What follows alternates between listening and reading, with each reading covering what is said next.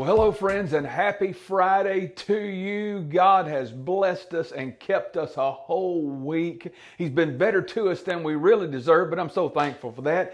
Hey, welcome to another edition of Take 5. This week, we're going to wind up the week talking about patience.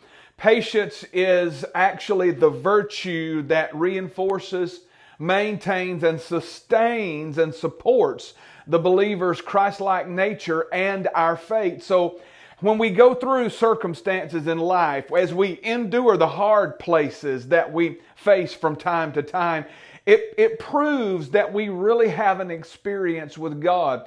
Especially when the world sees the traits of the Spirit, the traits of the Lord being displayed in our life instead of the traits of the world, it gives them evidence that we really do have an experience with God. Because let's face it, everybody goes through trials. It rains on the just and the unjust.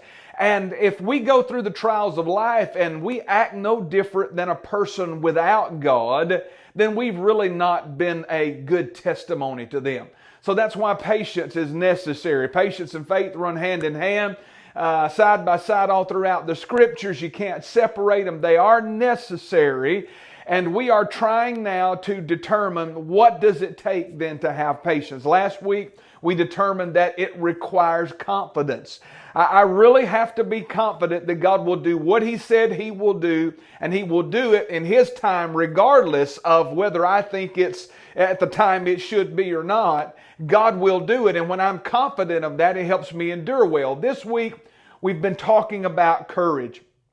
One more time, let's define courage, and then we'll look at this today.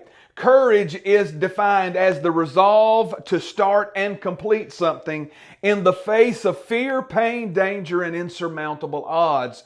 So courage is not the absence of all of these emotions. It's the resolve to start something and to finish it in face of that. It also means the ability to override those emotions and accomplish your purpose for God, for the moment, and for your life. We say the moment and for life because you don't have to just have courage one time in this life, friend. You have to have it all of your life because there's always something.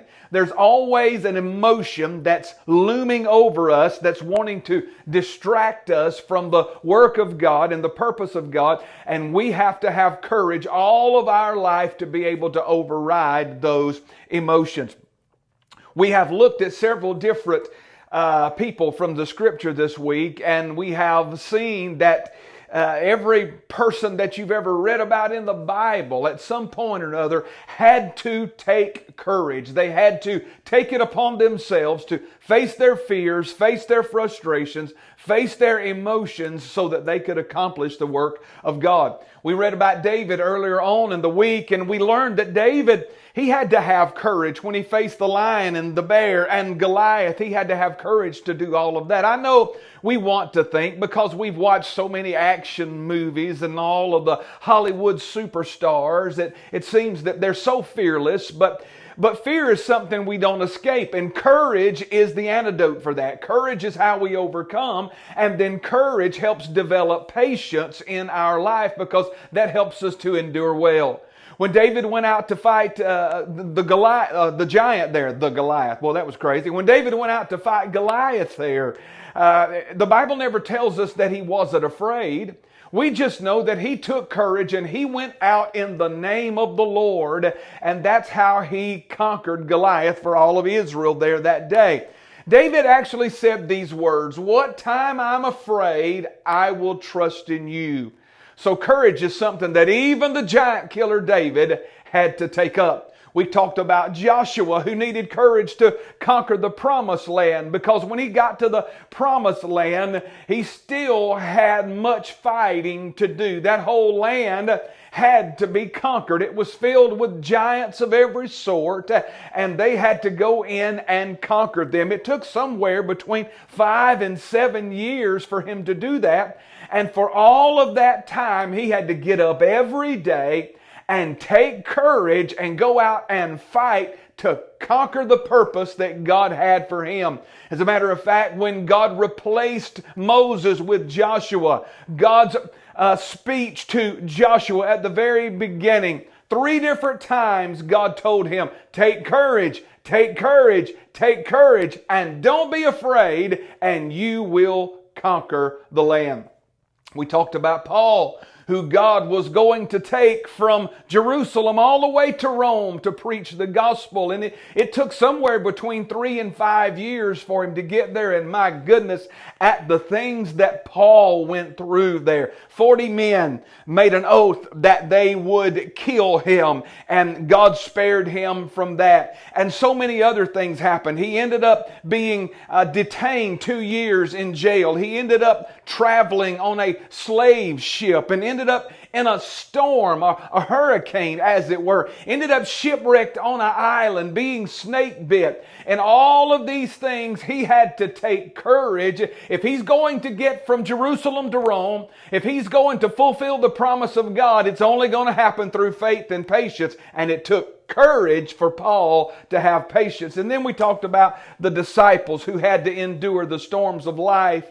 And they learned some very valuable lessons into natural storms on the Sea of Galilee, where Jesus told them to take courage. And that would be needful for those guys, because if you know the Bible, you know that these were the men that were going to start the New Testament church. And they did so under the scrutiny of the world and the devil.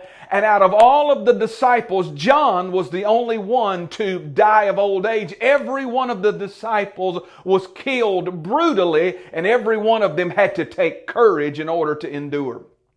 I want to read 3 scriptures and leave them with you today that gives you a picture as to what we look like without courage. Psalm 143, verse number 4. He says, I am ready to give up because I'm losing my courage. Friend, if you ever find yourself ready to give up because you haven't got to the promise of God for your life yet, the Bible says that's when you're losing your courage. Psalm 143, 7, the same writer says, hurry, Lord, and answer me. I've lost my courage. When you find out that the length of time seems to be too much for you to bear, and you haven't got to the answer yet, the promise hasn't been fulfilled, the Bible says you are losing your courage and you're not going to endure it well. And then Psalm 22, he says, my strength is gone, like water poured out on the ground, and my bones have separated. Basically, he says, I'm wasted, I'm all spent out, I'm all poured out, I don't have anything left. My life is coming apart, and my courage is gone. So just from those 3 verses, we can see without a doubt that courage is necessary. If we don't have courage, we'll surely give up. If we don't have courage, we surely won't endure the test of time. And if we don't have courage, we will surely not make it through, because we will feel like that we don't have anything left and we can't make it. Here's one thing I do know. If you take courage in God, friend, He will get you there and you will endure well. Hey, well, next week we're going to wind this series on patience up. I look forward to being with you on Monday's edition of Take 5. Until then, God bless you. Have a great weekend. Take courage, my friend. God will not fail you. He will get you to the other side.